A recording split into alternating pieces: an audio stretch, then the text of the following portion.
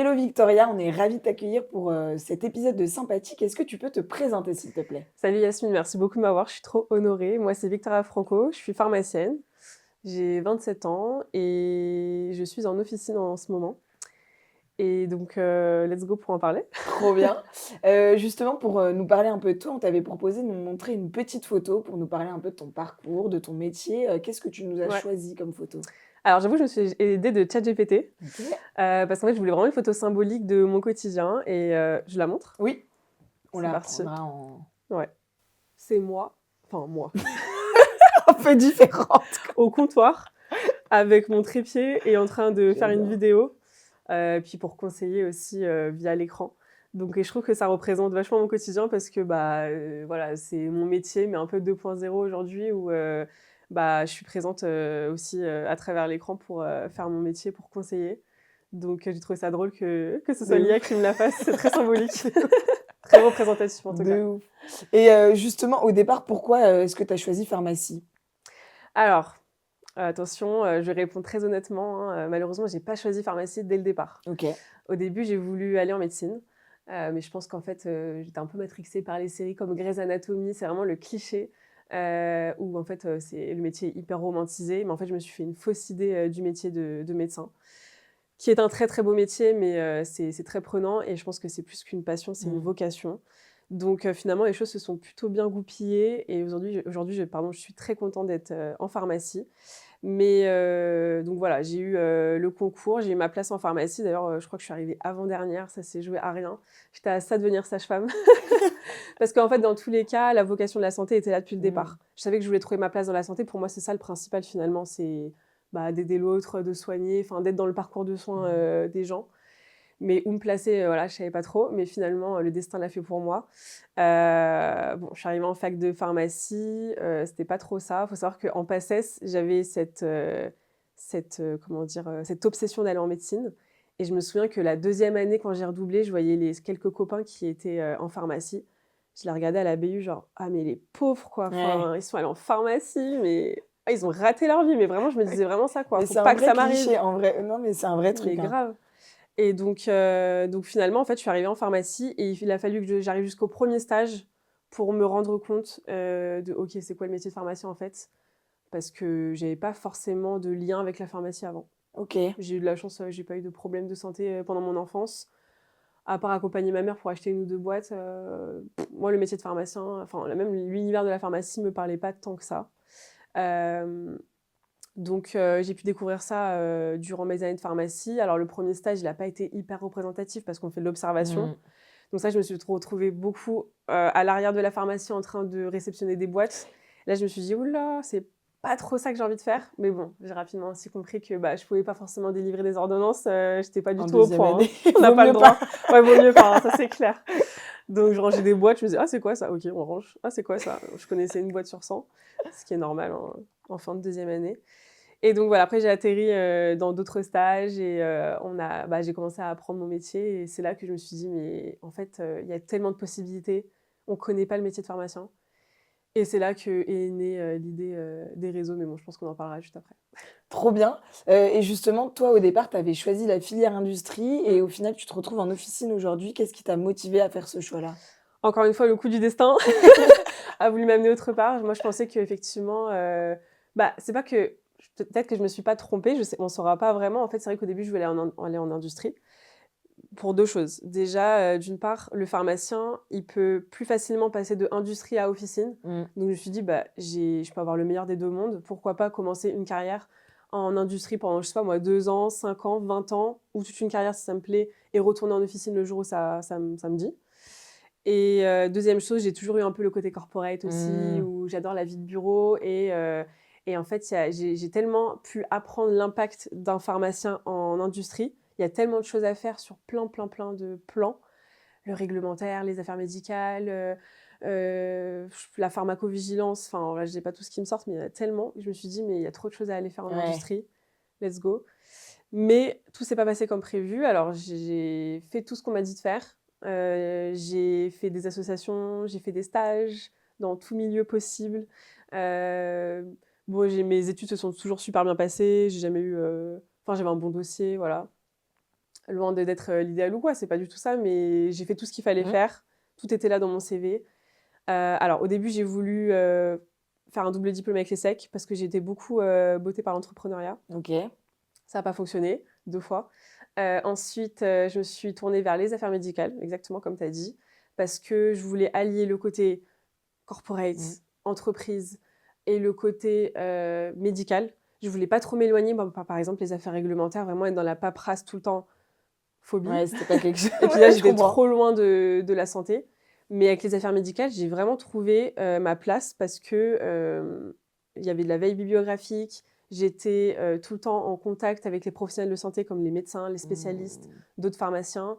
On allait dans les congrès, hyper stimulant Ouais. intellectuellement. C'était des Le top. missions qui t'allaient, ouais, OK. Ouais, ouais, le top. But Et au final? donc en sortant des études, j'ai fini mon master 2 en affaires médicales, le master de Paris, Université de Paris, OK. qui venait d'être créé. Et pourquoi il a été créé? Parce que justement, il était censé avoir beaucoup d'offres qui correspondaient à beaucoup de demandes en affaires médicales.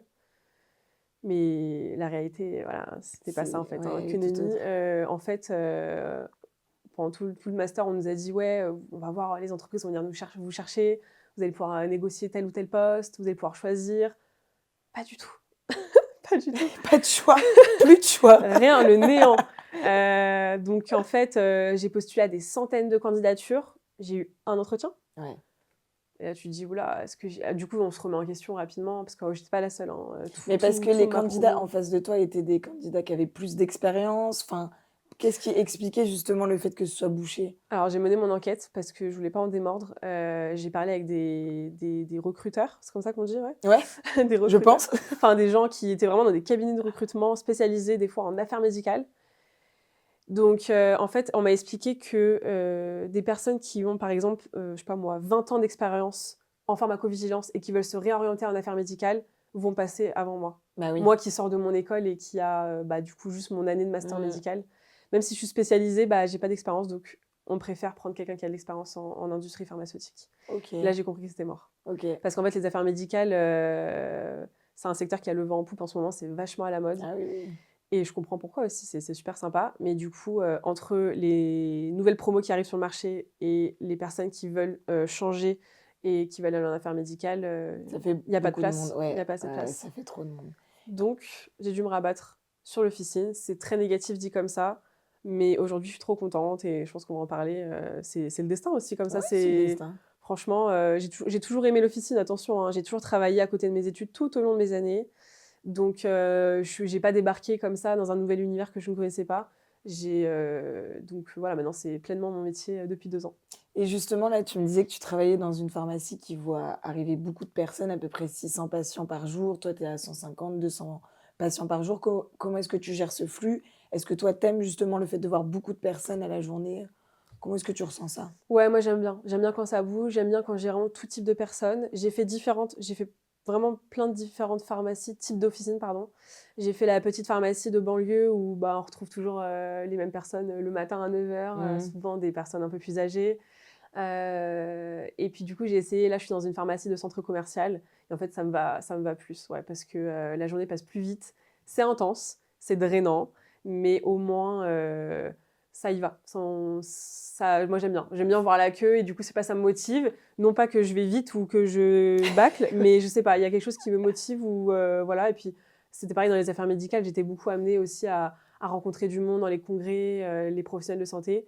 Donc moi, les grosses pharmacies, j'aime bien pour l'instant, peut-être que ça changera un jour. OK, trop bien. Ouais. Justement, tu me disais que tu avais été formée sur le tas pendant le covid, à faire des tests, des vaccins. Comment est-ce que toi, tu as vécu cette période-là? Moi, je l'ai bien vécu, c'était pas facile cependant. En fait, je suis arrivée, dans mes en fait, d'ailleurs, j'ai le tout premier confinement et cetera est arrivé pendant un de mes premiers stages en pharmacie, OK. premier si ce n'est le deuxième. Donc enfin, j'ai toujours, pour moi, travaillé avec le covid. J'ai pas connu la pharmacie avant covid, donc et mes premiers jobs, dès que j'ai pu travailler, quand j'ai validé mon stage où je pouvais aller ensuite travailler, on était en plein boom du covid. Ouais. Donc en fait, j'ai connu la pharmacie dans le rush, avec la queue qui sortait jusqu'à dehors, avec, les tests antigéniques par centaines, Mmh. Donc moi, voilà, comme tu as compris, j'aime bien quand c'est dynamique. J'ai dit: «OK, mais en fait, on est vraiment là, on a un vrai, enfin, on aide les gens, On est utile, on est ouais. hyper utile». Enfin, les gens font la queue, font 1 heure de queue pour venir nous voir. Bon, ça a changé depuis effectivement. Maintenant, quand ils voient qu'il y a 10 minutes à attendre, ils repartent, ils reviennent dans 1 heure. Mais avant, voilà, donc j'ai vécu ça comme ça et là, je me suis dit: «Ce métier, il est trop cool» et du coup, on a plein de choses à faire. Justement, pendant ces tests, tu m'avais raconté que tu avais dû faire un test antigénique à un musicien qui était assez connu. Comment ça s'était passé? Ouais, c'est ça, donc il y avait une queue de 30 personnes ce jour-là, j'en souviens très bien et donc j'arrive, je prends un monsieur, il me dit qu'en fait enfin, du coup, c'est un musicien assez célèbre et il me met un peu la pression. Il me dit: «OK, alors madame, ce soir, j'ai un concert. Il y a je sais pas combien de milliers de personnes qui m'attendent». Alors attention, on n'était pas en 2020, les concerts Ouais. étaient déjà un peu autorisés, mais on était toujours quand même avec vachement les tests Covid et les autorisations et cetera. Grosse pression, en fait. Je me suis Ouais, dit: «Mais en fait, si ce test est positif, à cause de moi, il y a un concert qui s'annule. vraiment. J'ai pas envie de gâcher la soirée de milliers de personnes». Effectivement, sinon c'est pas drôle, le test était Ouais, positif, donc tu j'ai gâché dû, la ouais, j'ai dû annoncer, en live, au mec que, bah, il pouvait pas faire son concert. Enfin, en tout cas, que moi je lui délivrais une attestation d'un test positif. Après, il en faisait ce qu'il veut, mais il a dû annuler son concert, donc il a appelé direct son agent: «Non, mais là, tu peux pas comprendre, il faut que j'annule mon concert». Et là, je me suis dit: j'ai frôlé le mur. Mince. Désolée, Ouais, désolée, that's life. c'est la vie. Justement, on a, souvent, différentes requêtes à la pharmacie. Est-ce que des fois les gens viennent te demander des choses un peu spéciales et tu te poses des questions un peu après? Ouais, ouais, il y en a des anecdotes comme ça, il y en a bien plus que ce que je peux t'en sortir là, comme ça, dans ma tête, mais des fois, des trucs un peu louches. Enfin, on peut s'imaginer des choses, des scénarios, mais des fois, ça se trouve, c'est rien. Enfin, j'espère en tout cas. Par exemple, il y a un mec un jour qui vient me demander une couverture de survie et tu sais, les sacs pour les membres là, pour la douche, mais qui se referment là, bon, des sacs pour les membres, quoi. Je regarde, je fais: «Oui, J'ai ça OK, pour oui, vous, j'ai ça ouais. pour vous, ouais, OK, bon, on va essayer de rester dans le secret médical». En fait, c'était un secret médical où je peux pas non plus aller trop demander ce que va faire la personne et aussi, enfin, ça me regarde pas, genre, enfin bon et puis j'essaie de pas trop être parano de mais bon, c'est Oui, vrai que des fois, il y a des trucs assez chelous, effectivement, là, j'ai pas trop regardé dans les yeux, le mec. tiens, Exactement. tu m'avais parlé aussi de cette anecdote sur, une femme qui était venue après des coups de fouet Ouais, pour une crème. ça, c'était trop drôle, mais plus de peur que de mal parce Ouais. qu'en fait, effectivement, j'ai cette dame qui vient, mais qui a l'air hyper souriante, hyper sereine. Et bon, aujourd'hui, on est quand même pas mal sensibilisés Mmh. à détecter les femmes qui peuvent être battues. Elle vient de me dire qu'en fait, elle a des coups de fouet dans le dos, du coup des brûlures ou enfin des cicatrices, dues à ces coups de fouet et elle me demande une crème pour cicatriser ça. Mais comme elle avait l'air hyper sereine, je me suis dit: «Bon, est-ce que, tout va bien? Ou est-ce que, la fille, je sais pas, est dans le déni ou elle est Mmh. tellement, polytraumatisée que, elle arrive même plus à» tu sais, des fois, les femmes, elles sont tellement dans une spirale où, elles se rendent pas compte forcément de l'emprise. Bref, encore une fois, parano, je m'imagine 10 000 scénarios. Ouais.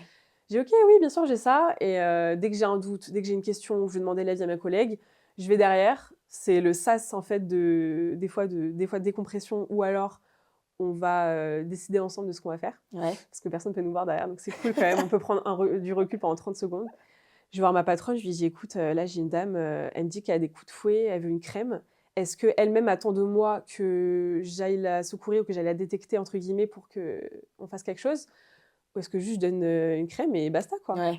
Elle me dit: «Écoute, essaye d'aller en apprendre plus, la brusque pas, parce qu'encore une fois, je peux pas dire: "Est-ce que vous êtes battus?"» C'est un peu elle va me dire: «Mais non, quoi? Qu'est-ce qui se passe?» Enfin, c'est comme le coup de: «Est-ce que vous êtes enceinte?» alors qu'en fait, elle est pas enceinte. Mais en fait, je Ouais. vais juste m'assurer que je peux donner ce médicament et bon bref, je veux pas, vexer la personne ou autre, donc j'y vais, tout doucement. Je lui dis: «Voilà, est-ce que c'est consentant, les coups de fouet?» Dis-moi en M'explique plus, ouais, s'il te plaît, s'il te aide-moi là, plaît. parce que je sais pas où me foutre. Et elle me dit: «Ah mais totalement! Ah non, mais oui, oui, c'est une activité qu'on a avec mon mari, on adore ça, mais bon voilà, le lendemain ça fait un petit peu mal quoi, donc ouais, non, ne vous inquiétez pas, tout va bien». La meuf Une était au bonne taquet. soirée. Mais tant mieux, je Eh ben, préfère ça oui, oui, oui, que de ouf, tu vois? que l'inverse. Exactement. On parle aussi du sujet des fausses ordonnances. Est-ce que toi, c'est quelque chose que tu as beaucoup vu, même pendant tes études ou maintenant dans ta pratique? J'en ai pas beaucoup vu, j'en ai vu. Encore il y a quelques mois, alors malheureusement celle-ci, je l'ai détectée qu'après. Je m'en veux un peu parce que c'est de mieux en mieux fait en fait. Mmh. Donc j'ai un mec qui débarque avec une ordonnance, avec 10 lignes. avec la pathologie du diabète, donc tout ce qu'il y a, les capteurs, les bandelettes, les antidiabétiques oraux, etc., etc. Je délivre. Le truc était hyper bien fait, il n'y avait pas de faute d'orthographe, Ouais. l'écriture ressemblait vraiment à celle du médecin, tout était visiblement en règle. Et c'est qu'après coup qu'on s'en est rendu compte, parce qu'en fait, le mec revenait tout Tout le le temps. temps. Et puis, en fait, je crois qu'on a eu aussi un rejet. Donc, bon, on a eu l'alerte. Et puis, du coup, maintenant, qu'ils viennent plus essayer parce que je ne vais plus me faire avoir. Parce que maintenant, tu sais. C'est ça. Tu m'avais parlé aussi d'une fois où il y avait écrit Doliprane, il y avait écrit... Ouais. Il y a une dame qui vient avec une ordonnance pour de l'aigu, donc un rhume ou je sais plus trop quoi. Je pense que la dame voulait du Doliprane, le médecin n'a pas mis, et elle me rajoute Doliprane. Ça aurait pu passer, Ouais. sauf qu'elle me marque Doliprane DAU. Bien Non. essayé, ma belle, pour la prochaine fois. Mais Pas cette fois. j'ai essayé de pas... Enfin, ça m'a fait rire, ce moment, j'ai pas pu m'empêcher de rire, mais il fallait pas non plus que je me moque de la personne. Je lui ai dit, écoutez, bon, voilà, faut pas marquer Doliprane. C'est pas encore Vous êtes sur pas le marché. médecin, enfin, voilà, on n'a pas le droit, quoi. Non. Justement, est-ce qu'à la pharmacie, c'est un lieu où tu as pu avoir des conflits dans ta pratique? Ouais, ça arrive, hein, malheureusement. Faut essayer de garder le self-control, de pas hausser le ton. Enfin, en tout cas, moi, c'est comme ça qu'on fait dans ma pharmacie. Ah, attention, disclaimer, je dis ma pharmacie tout au long du podcast. C'est pas la mienne, hein, je suis salariée, mais voilà, c'est la pharmacie dans laquelle je travaille. C'est long à dire. C'est une famille. Voilà, exactement. Côté corporate, encore une Ouais, fois. ça revient. Ouais, ça arrive. Bon, moi, j'essaye de prendre du recul. C'est pas forcément évident parce que j'ai pas 10 ans de carrière après moi. Donc, je prends encore vachement les choses à cœur et faut pas. Donc, j'essaye de faire ce travail petit à petit. Des fois, on explique aux patients, on peut pas délivrer ce traitement pour X ou Y raison, ils comprennent pas forcément. Typiquement, la personne âgée de 90 ans qui vient pour renouveler son Zopiclone, qui est un somnifère.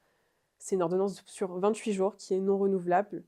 Et quand je lui dis que je ne peux pas lui renouveler, elle me dit « Non, mais moi, vous ne comprenez pas, je prends ce somnifère depuis 1994, vous n'allez pas venir m'expliquer, vous, mademoiselle, en plus, avec ma petite gueule de 27 ans, que je ne peux pas prendre mon Zopiclone. » C'est hyper compliqué parce qu'effectivement, elle en prend depuis 20 ans, en fait, même plus. Donc, c'est compliqué d'aller lui expliquer que je ne peux pas lui renouveler, qu'il faut qu'elle retourne chez le médecin chaque mois pour prendre son somnifère parce qu'elle ne peut pas dormir sans. Et puis en même temps, je ne peux pas aller contre la législation. Donc, ça amène à des conflits bêtes, en fait. Ouais. C'est dommage. Et puis, d'autres situations où il y a des personnes qui veulent leur anxiolytique un peu plus trop que prévu. J'ai un monsieur pareil, là où j'ai eu un peu peur cette fois-ci, il me dit voilà, je ne sortirai pas de la pharmacie si je n'ai pas ma prégabaline. Là, tu te dis mais qu'est-ce que je fais? Ouais. Du coup, ça remet en question. Tu te dis bon, on va pas rentrer dans le cliché de parce que je suis une jeune fille, je suis dans une position inférieure. Ouais, c'est clair. Je suis pharmacien, j'ai toutes mes raisons de délivrer ou non. Mais des fois, malheureusement, il y a un peu un rapport de force qui se fait où les personnes se pensent supérieures ou se croient tout permis. Et il faut trouver le bon équilibre, il faut prendre du recul. Moi, j'essaye aussi des fois de leur faire se mettre à ma place. Voilà, madame, vous comprenez bien que moi, il n'y a aucun souci, mais je prends une responsabilité de vous donner cela. Et donc, du coup, bon, des fois, ça fonctionne, des fois pas. Mais sinon, en général, le fait d'appeler une deuxième collègue qui vient m'épauler sur la décision, là, ça les calme. Ça leur fait deux avis. Ouais, donc, quand il y a deux personnes qui disent la même chose, voilà. on descend d'un étage. Il sort sans sa prégabaline au final. Quoi. C'est ça. Tu me parlais aussi du sujet des vols en pharmacie, Ouais. dont un que tu as failli déceler. Ouais. Qu'est-ce qui s'était passé ce jour-là? Désolée, monsieur. Non, mais en fait, ce qui s'est passé, c'est que malheureusement, les vols en pharmacie, ça concerne toutes les officines. Personne n'est épargné. C'est hyper frustrant, les vols. Surtout quand on a une pharmacie de quartier où on a une patientèle qui nous fait vachement confiance, on a une super relation avec les patients. Bien sûr, on a du passage de gens qu'on ne connaît pas, donc j'espère que ça ne concerne pas les patients qu'on connaît. Des fois, voilà, c'est comme ça. Même si aujourd'hui, on est équipé, hein, on a des vidéos et tout, mais tu parleras à n'importe quel pharmacien, toi aussi, hein, tu le sais. Les vols, on ne peut pas les éviter, malheureusement, ça arrive toujours. Donc, en fait, j'ai été vachement briefée sur être à l'affût d'un vol. J'ai un peu pris trop ça à cœur. J'ai un peu trop été dans la peau d'un vigile. Donc, en fait, ce qui s'est passé, c'est que c'était un soir. Il faisait déjà nuit noire en hiver. J'ai un monsieur qui vient, qui se met devant le rayon pansement, cicatrisation, biceptine, tout ça. Le mec reste planté là 40 minutes. Allez, 30 minutes pour vraiment être réaliste. Donc je vais le voir 1, 2 fois. Je dis: «Bonjour monsieur, est-ce que je peux vous renseigner?» Ça, c'est direct, automatique, hein. Quand tu rentres dans ma pharmacie, c'est direct, on vient potentiellement t'aider. Si tu me dis: «Non, il y a pas de souci, je suis là si vous avez besoin». Au bout de 10-15 minutes, je retourne le voir: «Vous avez besoin d'un conseil?» «Non, toujours pas». «OK». Au bout de 20-25 minutes, il se met devant un rayon des crèmes. Bon, moi, écoute, je le regarde pas comme ça, comme, je sais pas quoi, mais je me dis: «Bon, c'est bizarre, quoi». Même mon patron, il me regarde de l'œil, il me dit: «Bon, regarde, on sait jamais», parce qu'en fait, des fois, c'est des personnes qui veulent un peu noyer le poisson dans l'eau. C'est-à-dire qu'ils restent longtemps, nous, on les oublie, on part faire Ouais. autre chose et voilà. Malheureusement, ça arrive, hein, c'est pas le cliché, mais ou alors quelqu'un qui va juste aller très vite, il va se barrer. Non, mais c'est cool, mais il faut être vif, quoi. En fait, c'est vraiment le sentiment de se faire voler, c'est un sentiment horrible, genre, Ouais. donc on n'a pas envie que ça arrive. Et donc en fait, ce qui se passe, c'est que je suis dans la surface de vente et le mec se met dos à moi, complètement dos à moi à ce moment-là. Et sauf qu'en fait, comme il fait nuit noire, je vois à travers la vitre de la porte qui est transparente. Donc du coup, je voyais tout en miroir. Jusqu'à aujourd'hui, je l'ai encore je suis encore Ça sûre te de ce que hante. j'ai vu. Ça me hante. Je n'aurais jamais fait un mot. Mais je vois le mec rentrer quelque chose dans sa manche. Et je le vois, je le Mmh. vois. Je le sais. Donc, je réagis pas tout de suite. Je le laisse faire. Je laisse faire tout le tour de la pharmacie. C'est une pharmacie qui est quand même assez grande. Il va jusqu'aux caisses. Je l'encaisse. Donc, il ressort au bout de 30 minutes avec une boîte de pansements et une biceptine, hein. Donc, trop chelou, quoi. Bon, Qui à a moins qu'il brainstormé ait très besoin. Ouais, longtemps. ouais, c'est ça. Les mecs, souvent, ils appellent leur femme et tout. Bon, ça peut prendre du temps, mais OK, mais là, quand même. Donc, je lui dis, sans vouloir l'afficher, parce que je parle pas fort pour le mettre mal à l'aise ou autre. D'ailleurs, il y avait pas grand monde dans la pharmacie à ce moment-là, donc ça va. Je lui dis: «Vous avez rien d'autre?» Il me dit: «Non». Je lui dis: «Vous êtes sûr, vous avez rien d'autre?» Et je lui fais le signe de la manche. Bah, alors là, le mec outré, il me dit: «Quoi? Vous me prenez pour un voleur, mais ça va pas». Mais il surréagit, donc je me dis, j'ai bien vu, parce que souvent, faut savoir que les voleurs sont énervés que tu Tu as les aies fait vus une voler. étude sur les voleurs. Ah oui, oui, oui, oui. Ouais, je te jure, parce que j'étais caissière avant dans mes études, hein, même en supermarché, c'est toujours la même réaction. Tu prends le voleur à un flag, il est énervé, le mec. Donc là, je sais pas, le mec surréagit, il me dit: «Quoi? Mais moi, voleur?» Bon, il me dit en plus, le cliché, il me dit: «Parce que je suis black». Rien à voir, en fait, mec, rien à voir. C'est juste: «Excuse-moi, t'as mis 30 minutes pour choisir 2 trucs. Tu mis le truc dans ta main, je t'ai vu, je t'ai vu». Ça n'a rien à voir avec la Ouais. couleur de peau, en fait. Et là, malheureusement, en fait, c'est tombé dans le cliché, je m'en veux. Le mec a dû mal le prendre en fait, ça aurait pu tomber sur n'importe qui. Ouais. Que tu sois, je m'en fiche de ta couleur de peau, je m'en fiche de à quoi tu ressembles. C'est juste qu'il s'est juste passé un fait que j'ai vu avec mes yeux. Bon, peu importe. Le mec s'énerve pas. Mon patron, il vient m'expliquer du coup, comment ça s'est passé exactement, etc. Et en fait, je lui explique que moi, je l'ai vu. Malheureusement, en fait, on saura jamais parce que le mec était hors champ caméra, parce qu'il Bah était juste oui. devant l'entrée, dos à moi, on saura jamais. Désolée. Mais c'est bête, mais jusqu'à aujourd'hui, j'ai encore l'image dans ma tête. Donc, j'ai quelqu'un qui me dit qu'il a pas volé, mais moi, je l'ai. Bon, bref. Tu l'as vu. Tu l'as Passons. vu. Mais du coup, je me suis dit: «Victoria, on va arrêter de prendre les choses autant à cœur déjà». OK. J'ai quand même froissé quelqu'un parce que, il a dû penser que j'ai voulu soit le discriminer, soit l'afficher, ce qui était ni l'un ni l'autre dans ma volonté. Je voulais juste, en fait, j'avoue, mettre quelqu'un sur le fait accompli qui a voulu voler pour moi. J'ai appris une chose, c'est que soit on va le voir directement quand on a vu le geste, soit on va pas le voir. Enfin, soit on Ouais. lui dit rien. Moi, en fait, j'ai fait l'erreur qu'il se passe encore 5-10 minutes, qu'il arrive jusqu'aux caisses pour après en parler. Mais en fait, non, mon patron, il m'a dit, c'est soit tu as vu quelque chose, tu y vas tout de suite et tu dis: «Excusez-moi», voilà. Soit, parce qu'en fait, ça met sur des situations hyper inconfortables et puis on va pas non plus aller aussi faire tout un camembert, pour un flacon ou je ne sais quoi, donc voilà. Et puis des fois, on sait pas, est-ce qu'on est face à un mec qui est un peu violent? On sait pas qui on a affaire des fois Ouais. quand on ne connaît pas la personne. Je vais pas non plus prendre un risque ou autre, pour, une Pour brosse une à dents. crème. Ouais, c'est de horrible. Voilà. De ouf. Les histoires de mensonges, justement, c'est des choses qui arrivent souvent au comptoir ou pas du tout? Ça arrive heureusement, de manière assez occasionnelle, voire rarement. Moi, j'ai une patiente, il y a 10 jours, à qui on a livré, des anxiolytiques. C'est une patiente qui avait déjà, selon elle, déménagé 2 fois, au cours des 2 derniers mois et qui avait oublié dans l'ancienne maison ses anxiolytiques. Donc déjà, il y avait un terrain où Ouais. j'avais quelques doutes. Pourquoi pas, hein, mais et donc là, effectivement, elle est passée avec une collègue, et elle me dit alors, c'est vrai que des fois, on a un robot, on oublie des fois de donner quelques boîtes. Le robot amène la boîte. on oublie en fait de se retourner et de le donner parce qu'il y avait d'autres médicaments, on a discuté, etc. Quand c'est comme ça, on s'en rend compte en général direct. Quand on se retourne directement, on s'en rend compte. Des fois, la personne est déjà partie. On a un système où on rappelle le patient. Désolée madame, j'ai oublié de vous donner cette boîte. On met un élastique avec le nom, on marque oublié et la personne revient. Donc c'est hyper carré et tout, on est plutôt bien organisé. Et cette fois-ci, effectivement, ma collègue... Non, c'est pas cette fois-ci. Cette fois-ci, ma collègue n'avait pas oublié de... Je refais. Effectivement, ma collègue avait oublié de donner un flacon. Sauf qu'en fait, cette dame me dit qu'elle a non seulement oublié de donner le flacon, mais elle a aussi oublié de donner 2 anxiolytiques. OK. Je vais derrière dans les bacs oubliés. Je vois effectivement qu'au nom de cette dame, il y a bien le flacon oublié avec l'élastique, le nom, la date, ta. Je dis ah mince, il y a un problème, il y a que le flacon, il y a pas les anxiolytiques. Vous êtes sûr qu'on vous a pas donné? Parce qu'effectivement, il y a bien quelque chose d'oublié, mais vous avez vu, on a une organisation, etc. Donc je suis un peu étonnée qu'il y ait que la moitié des choses. Ah si, ah mais moi je les ai pas eues. Elle insiste. Ouais. Mais je le sens pas. Tu vois, peut-être avec les années, au bout d'un moment, on a le flair, on a le Ouais. 6e sens, tu vois. Je le sens pas. Puis comme par hasard, c'était encore les boîtes qu'elle avait oubliées dans ses précédents déménagements Décidément. successifs. Donc là, je me dis, écoute, Victoria, on va prendre la chose de manière très fine, parce qu'encore une fois, faut pas vexer, faut pas rentrer dans le conflit. Bon, allez, on va faire les choses bien. Et donc, en fait, j'ai pris le truc par l'autre sens. J'ai dit, écoutez, si on vous a oublié de donner des boîtes d'anxiolytiques, c'est grave. Je vais aller jusqu'au bout. Non, madame, si vous avez 5 minutes, restez. Moi, ça m'embête parce que, voilà, c'est pas normal qu'on oublie de vous donner des anxiolytiques. Donc, je vais aller chercher, je vais aller de fond en comble chercher. Elle devient blanche.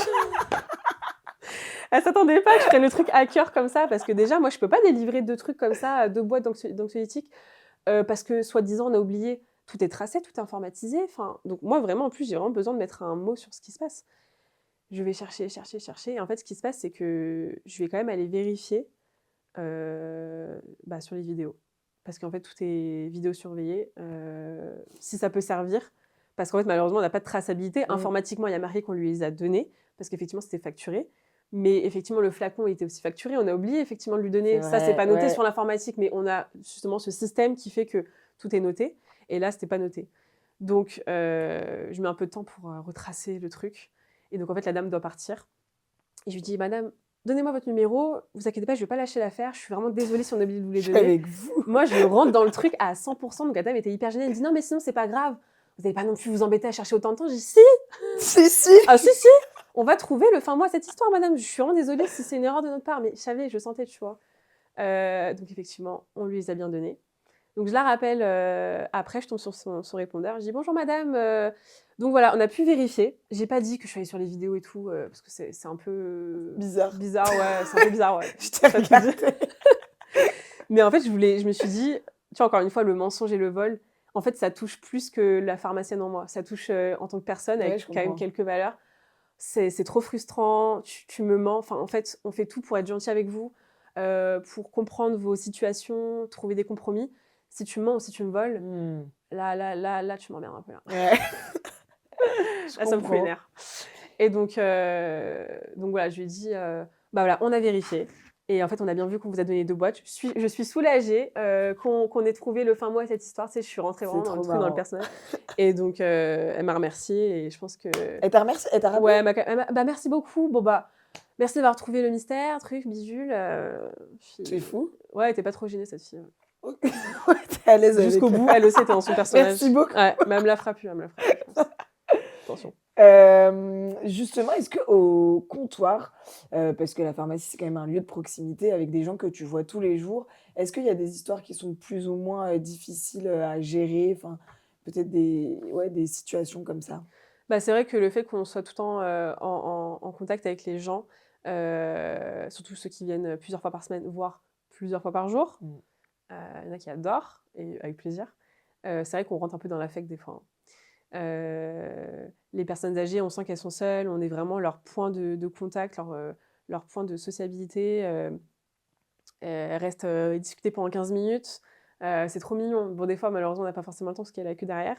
Mais des fois, on rentre un peu dans l'affect. Pareil, des personnes qui viennent nous voir. Moi, ça fait 2 ans que je suis dans la même pharmacie. Donc, vous imaginez le... Enfin, je sais pas pourquoi je te dis. Je sais pas. On est passé sur un... Madame. Donc t'imagines le nombre de fois que je vois la personne sur 1 an, c'est une personne qui vient tous les jours. Ouais, c'est vrai. Donc on rentre un peu dans l'affect, on crée un peu des liens et fort effectivement, si cette personne bon moi j'ai un monsieur que je vois tous les jours et ce monsieur a eu un cancer là récemment, ça touche un peu plus Mmh. que celui ou celle qu'on voit une fois tous les 3 mois et donc voilà, faut prendre du recul. Et puis on prend vachement de recul sur sa vie aussi, hein. Pas plus tard que la semaine dernière, un matin, j'ai mon micro-ondes qui me lâche, j'ai trop les nerfs, je démarre ma journée un peu du pied gauche Mmh. et puis en fait, j'ai cette dame qui vient chercher de la morphine pour sa fille, qui a un cancer, qui est pas vraiment curable. Enfin, en tout cas, elle est pas du tout sur la voie de la rémission et en fait, cette dame, elle vient avec une résilience, avec un calme et moi, je suis là et je suis énervée pour mon micro-ondes qui vient de me lâcher, mais ça va pas ou quoi là? Enfin, et là, du coup, ça remet les choses dans l'ordre et du coup, on prend vachement de recul, sur les petits problèmes de la vie, D'ailleurs, des fois, ça m'arrive que ça m'affecte tellement, faut pas que je me mette à pleurer, Oui, quand même. Parce que déjà, j'ai la maman qui pleure pas en face de moi, il manquerait plus que moi, je me mette c'est à clair. pleurer.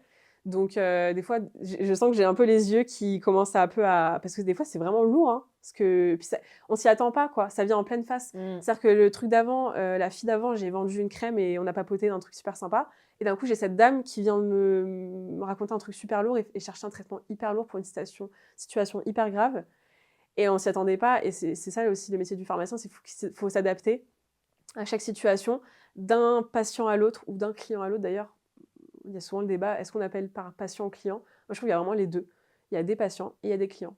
Entre la jeune fille qui vient acheter, sa crème pour avoir le teint plus lisse, ça pour Oui. moi, je la prends plus pour une cliente qui vient avec sa petite carte de fidélité et cetera. Puis après voilà, j'ai cette maman qui vient chercher un traitement lourd pour sa fille. Là, j'ai une patiente en face de moi, enfin en tout cas sa fille est une patiente. Bon, bref, un aparté pour moi, il y Mmh. a il y a vraiment les 2. Il y en a qui disent: «Non, c'est que des clients», parce que quand même la pharmacie, c'est un commerce. Oui, c'est un commerce, mais au service de la Et santé, donc voilà quelque aussi, donc part, au final ouais. puis bon, je vais pas appeler patiente la fille qui vient chercher une crème. Donc Oui. finalement, je pense qu'il y a les 2. Mais ouais, du coup, beaucoup de cas différents. On rentre un peu dans l'affect des fois, mais il faut garder un recul, en fait. Et ça, encore une fois, je pense que ça s'apprend avec, l'expérience. Voilà. Et justement, là, tu disais que tu prenais encore un peu les choses à cœur parce que tu as Mmh. commencé il y a pas longtemps. Qu'est-ce que tu fais pour décompresser, pour essayer de penser à autre chose? Alors, j'aimerais trop dire que j'ai un truc miracle ou un tips à donner à ceux qui peuvent écouter le podcast. Malheureusement, je j'ai pas encore trouvé mon équilibre. C'est triste quelque part, ça fait 2 ans que je suis en officine. J'arrive pas alors si je décompresse, mais pas par un truc j'ai pas un loisir en particulier. Le sport, j'arrive pas à m'y mettre parce qu'on parle souvent de l'aspect justement drainant Mmh. émotionnellement de la pharmacie, mais c'est aussi drainant physiquement. En tout cas, moi, je suis dans une grande pharmacie, on va pas s'asseoir, on fait des allers-retours tout le temps, on porte, on se baisse, du coup, à la fin de la journée, je suis lessivée, j'ai les jambes, je les sens plus mes jambes, hein et donc du coup, j'arrive pas à faire du sport. Mais il faudrait que je trouve un équilibre justement, ou quand même, il faudrait que j'en fasse parce que c'est hyper, important pour Mmh. l'hygiène de vie.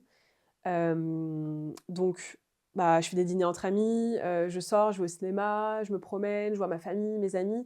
Mais voilà, j'ai pas un loisir qui me permet de vraiment évacuer. En plus, le soir quand je rentre, bah, on a envie un peu de raconter, tout en gardant le secret professionnel bien sûr, mais de raconter un peu ce qui nous est passé enfin ce qui s'est passé pardon, pour, aussi un peu, Souffler, quoi, souffler. Mais ouais. en fait, finalement, on peut passer la soirée à parler de cas patients. Moi, surtout, j'ai monsieur à la maison qui est aussi, dans la santé, donc du coup, en fait, on peut passer une soirée à pas déconnecter, en fait. Ouais. Donc mais bon, j'apprends petit à petit, c'est difficile, mais je pense avec le temps, après, voilà, on lâche un peu le truc et quand on sort de la pharmacie, on lâche, ouais, on lâche. On lâche. Il OK. faut, il Il faut, faut un parce que moment. sinon, Et qu'est-ce qui t'a donné envie de créer du contenu justement sur les réseaux? alors c'est parti, un peu de rien, l'envie de faire un peu d'humour de temps en temps, et aussi l'envie de montrer, c'est quoi le métier de pharmacien. Mmh. Donc quand j'ai commencé à chercher, ce qui me plaisait dans l'industrie pharmaceutique, c'est là j'ai vu le panel énorme, Mmh. de métiers. Je me suis dit que ça serait cool d'en parler et puis, bah, moi j'étais consommatrice TikTok, donc j'ai vu des trucs hyper sympas et je me suis dit: «C'est drôle parce que je vois pas de pharmaciens sur TikTok». Mmh mh. Bon, aujourd'hui il y en a beaucoup et c'est trop cool, mais c'est vrai qu'à l'époque, je me suis dit: «Tiens, ce serait sympa, qu'on voit, bah, ce corps de métier, sur TikTok» et puis surtout que je faisais un peu d'officine, donc j'avais un peu les 2 mondes, que je pouvais montrer aux gens Mmh. et du coup, ça a commencé avec de l'humour parce que bon, l'humour, c'est facile à faire sur TikTok, hein. Mmh. Tu reprends une trend, tu fais une petite blague, tu es dans un personnage, j'appuie sur publier sans trop réfléchir et puis après j'ai essayé un peu de développer. Alors, C'est difficile de se positionner, de choisir sa DA comme on dit, Oui. son segment en tout cas, mais moi j'ai préféré, rester dans le côté un peu plus général, d'être professionnelle de santé, un peu la comme je dis, la pharmacienne, ta pharmacienne, mais sur TikTok, où du coup, bah, moi je fais du contenu hyper généraliste, accessible à tout le monde, là où d'autres, bah, Fluent Pharma qui était l'ancienne invitée du podcast, fait des contenus un peu plus spécifiques, un peu plus pointus pour les professionnels de santé et d'ailleurs j'adore ses TikTok. J'apprends beaucoup avec elle Ouais. d'ailleurs. Je sais pas s'il faut le dire, mais Si. j'apprends beaucoup avec elle. On peut toujours apprendre, hein, Bah, ouais, ouais, non, mais j'apprends particulièrement avec elle. Enfin, je veux dire, c'est des fois même elle fait des vidéos sur des questions que je m'étais même pas posées. Mmh. Donc c'est génial. Ça, c'est franchement pour les professionnels de santé, c'est un compte, faut absolument suivre. On en apprend énormément et moi, c'est vrai que j'ai voulu plus me positionner dans le public, tout type. Ouais, l'orientation, le fait de présenter. C'est vrai que c'est des choses Ouais, qu'on trouvait pas sur TikTok avant c'est et ça. ce que tu as pas trouvé, tu l'as créé en soi quelque C'est part. ça. Moi, j'aurais bien voulu qu'on me dise, ce que c'est, bah, le monde de l'industrie pharmaceutique, c'est quoi finalement le quotidien d'une pharmacienne, à l'officine? Mmh. Est-ce que tu as pas des tips pour j'ai beaucoup de questions pour, les questions d'orientation et j'ai beaucoup de personnes qui me disent, «Est-ce que tu me conseilles, industrie ou officine?» Ma belle, je sais pas, je te que je C'est ta enfin, vie, c'est mais très compliqué là, c'est une grosse responsabilité que tu me donnes, je peux pas te enfin, pose-moi des questions un peu plus spécifiques et je te dirai peut-être, voilà, est-ce que tu aimes ça, ça, ça, mais je peux pas te dire d'aller là où là, c'est 2 mondes différents.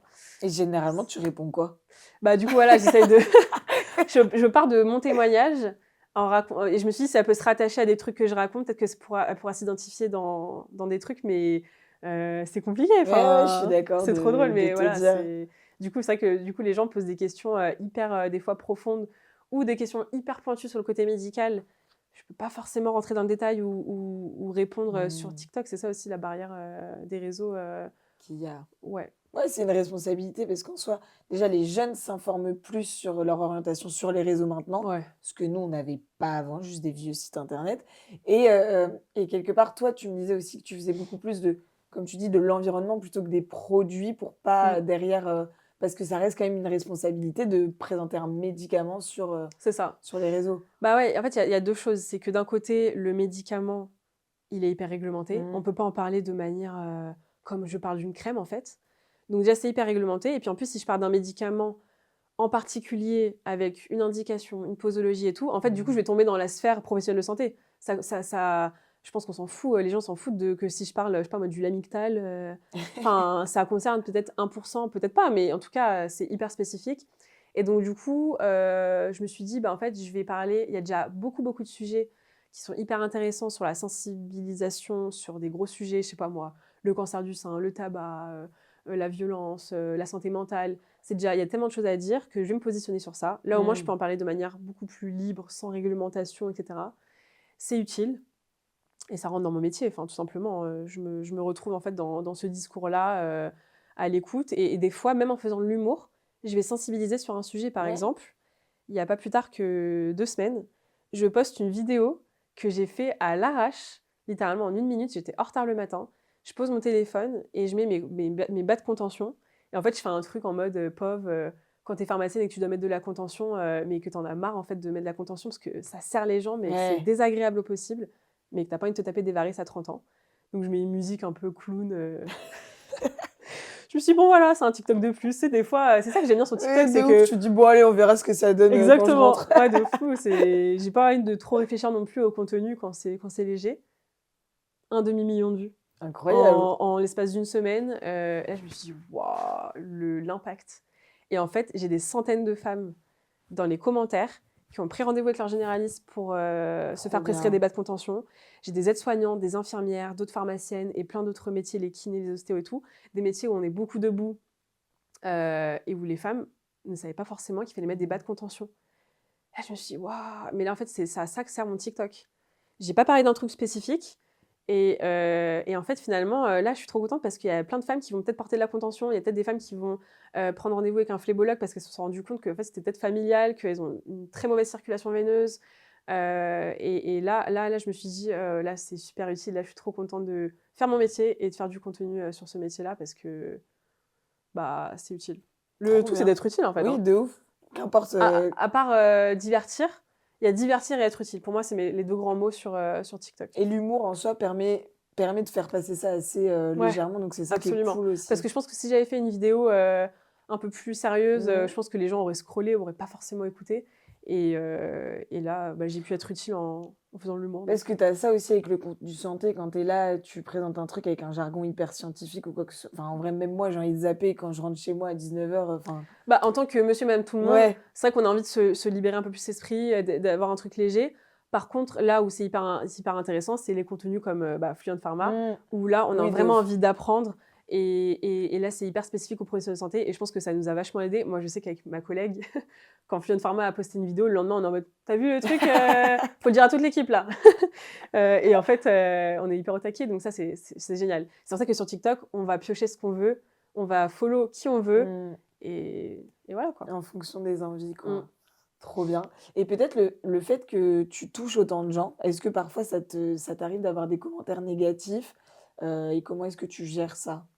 Ça arrive. Bon, il y a pas des commentaires de haineux, parce que bon, je touche sur des sujets, assez, c'est assez banal, c'est assez général, donc ça va, ça limite un peu, souvent les commentaires haineux, c'est sur des spécificités de l'être humain, je sais pas moi, une opinion, une apparence, une religion et tout, donc bon, comme c'est assez général, ça va. Par contre, effectivement, les gens sont pas d'accord entre eux, donc souvent Mmh. c'est des querelles dans les commentaires entre eux. Puis Commentaire les qui gens lâchent pas, quoi. Je me dis: «Mais attends, ils ont que ça à faire, ça fait 3 heures qu'ils mettent des fois plusieurs jours, qu'ils se répondent en commentaire parce qu'ils veulent pas en démordre».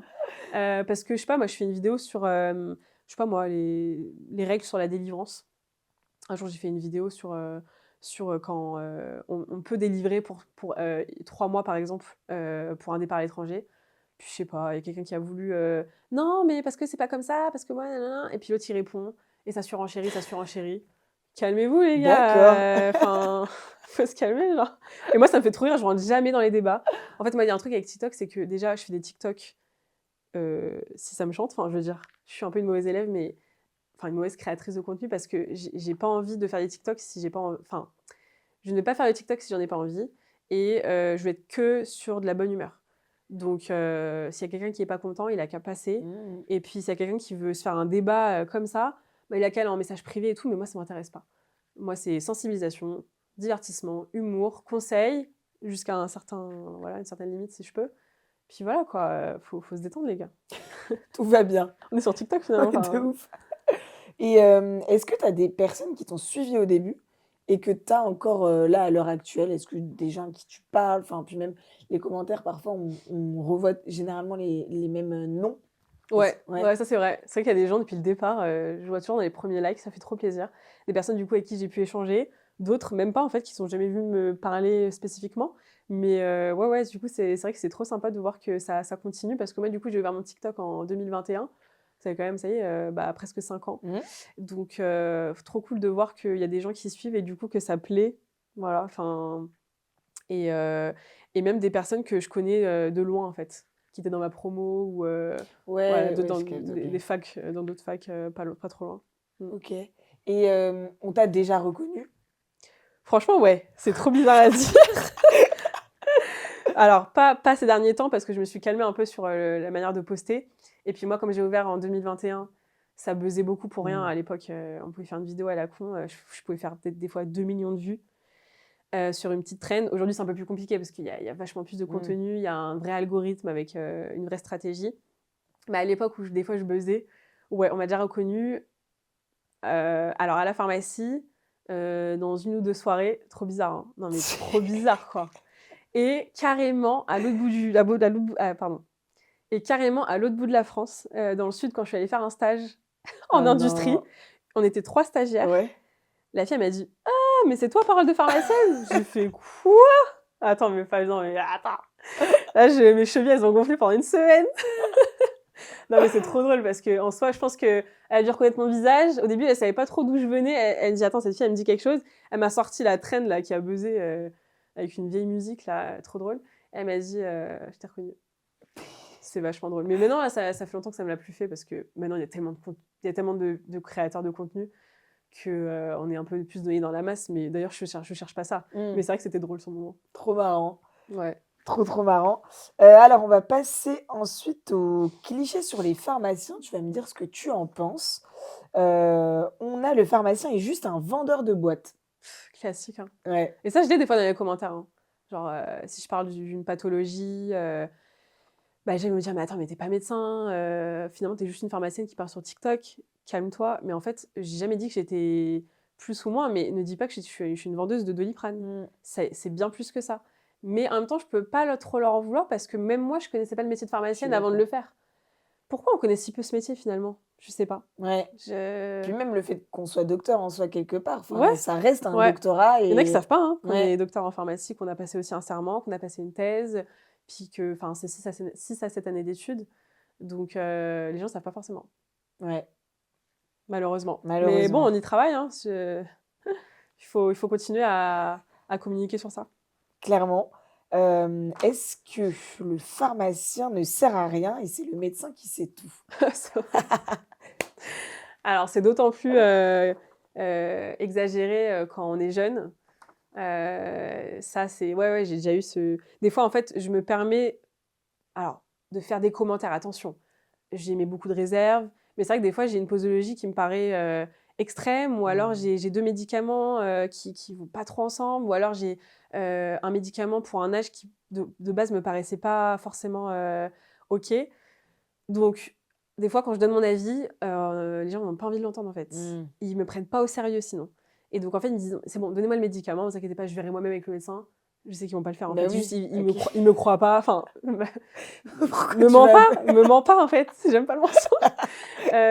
Ou alors voilà, on me prend de haut, qu'est-ce que tu veux faire? Enfin c'est voilà, frustrant peut-être c'est un peu trop da frustrant, ouais, ouais, c'est trop frustrant et des fois, bien sûr, je peux me tromper ou bien des fois, je préfère, trop me poser de questions et m'inquiéter pour rien que, laisser passer des choses. Mais ouais, ouais, le cliché de, le «Laissez-moi faire, le médecin il m'a dit que», quotidien. Non, j'abuse, pas quotidien, mais mais très fréquent. souvent, Ouais, ouais, ouais, souvent ouais. quand même. Faut prendre du recul encore une fois. Ouais, accepter mais pas trop non plus Ouais, quoi. c'est sûr. Travailler dans l'industrie pharmaceutique, c'est le jackpot, assuré et facile d'accès. Faux! C'est Bah, non, j'en suis vraiment la preuve, concrète, déjà alors je suis pas allée dans l'industrie pour l'argent, mmh, heu, loin de là. Par contre, bon malheureusement, je pense que l'âge d'or de l'industrie pharmaceutique, on en est sorti depuis un bon bout de temps. Aujourd'hui, les brochures là, Postmaster sur lesquelles on t'écrit les salaires en gros là, les salaires annuels, faut pas regarder ça. C'est faux, c'est pas la réalité, hein. Et aujourd'hui, je sais pas, enfin, c'est faux, quoi. c'est faux, oui, oui, c'est Enfin, voilà, genre, les salaires, sont pas forcément toujours à la hauteur. Faut prendre en compte. OK, très clair. Alors plus un tu préfères métier. Tu préfères gérer 10 ruptures de stock critiques ou un patient complotiste qui t'explique ton métier pendant 20 minutes? Ouf! Je préfère gérer, les ruptures. Mais malheureusement, je les gère au quotidien. Ouais, Aujourd'hui, les ruptures, c'est un gros problème. Ça concerne énormément de médicaments, des médicaments hyper importants. Mais au moins, le patient comprend que c'est pas de ma faute. c'est clair, ouais. Donc quelque part, ça n'arrange rien la situation, mais je me prends pas tout sur la gueule. Parce qu'en fait, j'explique que, bah, c'est pas à notre échelle que là, ça se passe. Nous, on en commande tous les jours, mais ça Mmh. ne vient pas. C'est une rupture de fabrication des fois ou voilà. Donc je préfère expliquer ça et qu'on trouve une solution. Il y a toujours une solution. Rediriger chez un confrère. Heureusement, on a une plateforme où on peut voir aussi les pharmacies aux alentours qui ont du stock. On trouve toujours une solution. Mais alors la théorie du complot, là, ça peut taper sur mes nerfs et sur ma patience. Ça peut arriver, heureusement que c'est plus rare. OK, trop bien. Tu préfères faire 10 tests Covid sur des nez récalcitrants ou gérer 10 appels de familles inquiètes en même temps? Ouf! Attends, 10 tests Covid, tu m'as dit? Ouais, Ah non, les 10 tests Covid. 10 tests ouais, bon, en même Ouais, temps, je ça me comprends. dégoûte un peu. En fait, les tests Covid, ça va, mais quand on avait fait 10 ou à Ouais. l'époque 100 dans la journée, en fait, il y a le test en trop. Tu sais, le test de trop, genre le truc où ça coule un peu, là, tu fais ouh, comme ça. Là, c'est même lui, ça le dégoûte. Mais ouais, enfin, en soi, ça va, il y a pire. Mais il y en Oui, a toujours un trop dans la journée qui te dégoûte, trop de qui trop, quoi. pas envie de le refaire le lendemain. C'est clair. Tu préfères, entendre: «C'est le médecin qui l'a dit, je veux ce nom-là» ou «Vous n'avez pas le faux médicament, j'espère»? Ah, je crois que je préfère le premier parce que le faux médicament, Ouais, oh là là. En fait, c'est le fait de répéter les choses. Tu sais, au bout d'un moment, tu perds patience. Et là, je repense à ma mère qui me disait, «J'en ai marre de te répéter les choses». Mais en fait, c'est vrai que répéter les choses, ça tape sur encore ça atteint les nerfs et la patience. Là, on va penser que j'ai pas aucune patience et tout. Non, non, mais en fait, c'est la redondance des choses qui fait que des fois, on perd un peu patience. Hem, le faux méd il y a pas de faux médicaments. Je me permettrai pas de vous donner un faux médicament madame, ça c'est la phrase que je dis tout le temps. C'est un générique et c'est un princeps. Les 2 ont le même principe actif, c'est pas les mêmes excipients, mais tu vois là le discours que je te fais, j'ai pas toujours la patience de le dire 10 fois par jour. ouais, je comprends. Donc des fois, j'y vais sur le ton de la rigolade et je dis: «Non madame, vous inquiétez pas, je donne pas le faux médicament». Puis voilà, on passe à autre chose, Sur hein. la boîte bleue. Exactement. Fais confiance. OK, trop, trop bien, et là, pour un peu le message de fin, toi, s'il y avait un message justement que tu voudrais adresser à des gens qui veulent, faire pharmacie, qu'est-ce que tu leur dirais aux plus jeunes? Alors pour faire pharmacie, il faut aimer le contact avec les patients. Il faut aimer ce côté, social parce que c'est du social aussi, il y a vachement en fait, il faut aimer la polyvalence et faut avoir une ouverture, assez grande du métier. Je m'explique, que ce soit dans l'industrie pharmaceutique, que ce soit dans l'officine. D'ailleurs, j'ai pas parlé des autres secteurs, mais il y a aussi l'hôpital et voilà, hein. Mais il y a toujours, la sphère, un peu plus, business, commerciale. La pharmacie d'officine, c'est un commerce. L'industrie pharmaceutique, c'est un commerce. Il ne faut pas le négliger. Mais il faut aussi avoir le côté social et médical, avec la patience, aimer ce contact avec l'humain, en Mmh. fait, et d'aider, etc. Donc, il faut prendre ça en compte. Il faut aussi prendre en compte pour l'officine le côté physique. Ça, c'est quelque chose, j'y avais pas du tout pensé avant. On ne m'avait pas forcément préparé. C'est très drainant. Ouais, faut quand même être en forme. Enfin, Physiquement, ouais. ouais, c'est tout bête, mais je sais pas moi, si j'avais pour X raison une pathologie où je pouvais pas rester debout toute la journée, alors on peut toujours trouver des conditions où on va trouver une pharmacie sur lesquelles on peut s'asseoir. C'est quand même assez rare, hein, enfin je sais pas Ouais. toi, mais Non, moi, moi j'ai jamais. j'ai pas fait de Ouais, pharmacie où on ouais. pouvait s'asseoir parce que, enfin c'est un métier hyper dynamique, on est tout le temps en train de bouger, donc voilà, réfléchir aussi à l'aspect physique. C'est très prenant. Moi, la première année que je suis retournée en pharmacie, j'ai perdu 10 kilos en 1 an quand même, Ah hein. waouh! OK. Tellement, en fait, je passe à être assise, toute la journée, sur une chaise, Ouais. à faire des allers-retours, à faire, je sais pas combien de milliers de pas, donc voilà. Et puis, non, ouais, je crois que c'est tout, être prêt à faire des études, un petit peu longues quand même.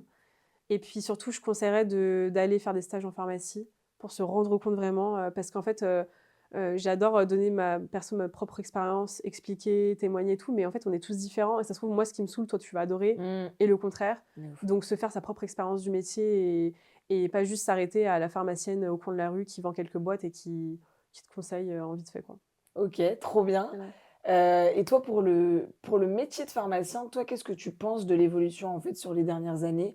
Le métier de pharmacien d'officine, justement, et sur les missions qui vont arriver. Est-ce que tu penses que c'est positif, que vous avez justement plus de responsabilités, Je pense que moi, je vois ça comme du positif. C'est sûr que le métier de pharmacien, celui qu'on fait aujourd'hui, c'était pas celui d'il y a 20 ans et ce sera pas celui qu'on fera dans 20 ans, mais va falloir prendre le tournant, enfin, il va falloir bien, prendre le tournant parce que, les missions s'élargissent.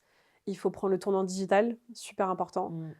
La population, aujourd'hui, les jeunes, voilà, sont hyper, à l'aise avec ça.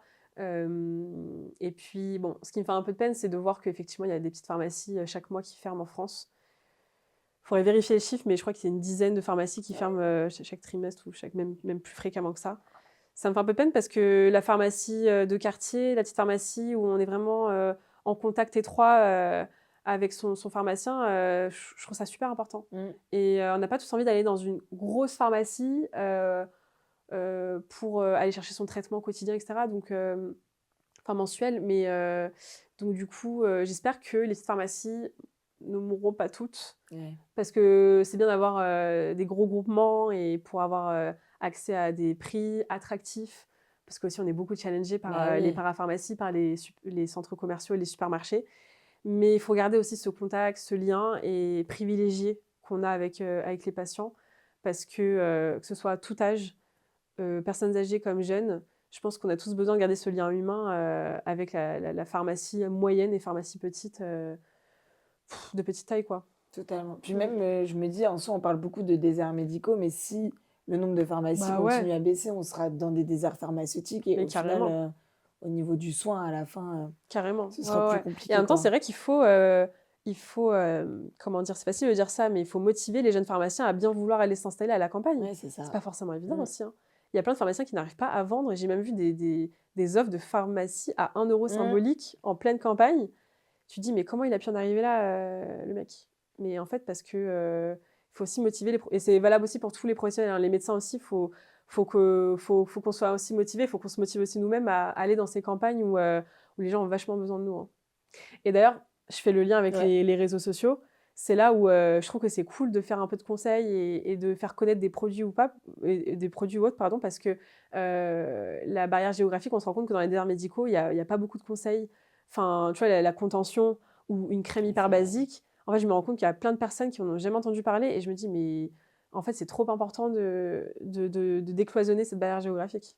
C'est clair. Enfin, même moi, quand je suis arrivée à Paris, je me suis rendu compte que la santé, tout le monde y a accès Ouais, très facilement ici. ouais, Parce qu'en fait, il y en a plein partout. Demain, tu as envie d'aller chez l'ophtalmo ou quoi que ce soit, tu y vas. Et c'est vrai que quand tu es en campagne, en soi, cette connaissance médicale, quelque part, tu permets de l'améliorer. Enfin, c'est en tout clair, cas, les créateurs de contenu santé permettent de l'améliorer pour les personnes qui n'ont pas accès. Donc, c'est vrai que c'est clair. ça permet de combler un manque aussi Ouais. quelque part. Trop bien. Et qu'est-ce qu'on peut te souhaiter pour la suite justement, au niveau de la création de contenu, au niveau de ton métier? Où est-ce que je vais pas te faire un entretien, où est-ce que tu te vois dans 5 ans, mais qu'est-ce qu'on peut te souhaiter? Bah, écoute, que je reste épanouie dans mon métier, malgré le changement qu'il va y avoir, enfin l'évolution du métier de Mmh. pharmacien, qu'on puisse rester dans nos valeurs, qu'on puisse, continuer à exercer dans des bonnes conditions. C'est pas forcément toujours évident, hein, aujourd'hui avec le contexte, économique, les marges, qui Mmh. descendent potentiellement, voilà, qu'on puisse, toujours avoir, différents types d'officines pour, bah, voilà, couvrir tout le territoire, c'est super important, qu'on puisse choisir, en fait, qu'on n'ait pas peur de s'installer, dans une petite Mmh. officine ou dans une grosse officine. Je parle en tant que ouais, d'installation. En tout cas pour les petites, qu'on n'ait pas peur, que ça fonctionne pas ou qu'on soit, englouti par les grosses, qu'il y ait quand même une sécurité, bah, du truc quoi, du Du commerce, métier, ouais, ouais. du métier. OK, Mmh. trop bien. Et puis pour finir, notamment, on parlait de valeurs. On t'a demandé de nous faire ton faux serment Et de oui, Galien. ouais. Ça va être à toi de jouer. Allez, c'est Je parti. te alors attends que je mette pas ma grosse tête. Tu peux parler là, c'est le bout OK. de là et comme ça main levée, hein. Ah, évidemment. Ça va être la deuxième fois que je le fais, dis donc. Mais oui, tu l'as fait, oui. Allez, c'est parti. Serment, attends, toi, tu dis serment de Galien ou serment de Gallienne? Galien, tu as dit Toi, tu dis Galienne, toi? Galien? Non, je sais pas parce que je sais jamais sur les réseaux sociaux, j'ai déjà entendu Gallienne, Ah ouais, non, moi je c'est dis Galien, Galien. hein? Galien. Tu peux dire Galienne si tu veux être différente en soi. C'est parti pour le serment de Galien version humoristique. Consciente que j'ai signé pour bien plus que vendu de Doliprane, je fais le serment devant mes maîtres et mon banquier de servir les malades selon les règles de l'éthique, de la probité, de la dignité et parfois de la patience, surtout quand on m'explique que les antibiotiques, c'est magique. De m'engager dans la lutte contre les maladies et leur prévention, y compris contre la pire épidémie moderne, les théories farfelues vues sur Internet. Le vaccin m'a donné la Wi-Fi, je capte la 4G maintenant. De donner aux malades toutes les informations nécessaires pour comprendre leur traitement, même si on me demande 7 fois par jour si l'ibuprofène se prend avant ou après le repas. De porter secours à toute personne en danger dans la limite de mes compétences et de mes nerfs. De respecter le secret professionnel, même quand je sais des trucs incroyables que je pourrais raconter au dîner. D'entretenir avec la profession un climat de fraternité, de respect, même quand certains collègues pensent que l'homéopathie recharge les chakras. Et d'établir avec tous les professionnels de santé des relations de confiance, de loyauté, malgré les ordonnances écrites en hiéroglyphes et quelques échanges cryptiques sur Doctolib. Et enfin, d'actualiser mes connaissances au-delà de ma formation initiale, parce que manifestement, les laboratoires inventent 42 nouveaux médicaments par semaine, afin d'exercer mon métier avec progrès scientifique, éthique et un maximum d'humanité, même les lundis matins. Et rappelez-vous, ChatGPT n'a pas fait 7 ans d'études, moi si, par contre, il m'a aidé à écrire quelques phrases de ce serment. Incroyable, trop bien. Bon, bah merci beaucoup, on était ravis Bah, merci à de toi. t'avoir avec nous. Merci à toi, Yasmine.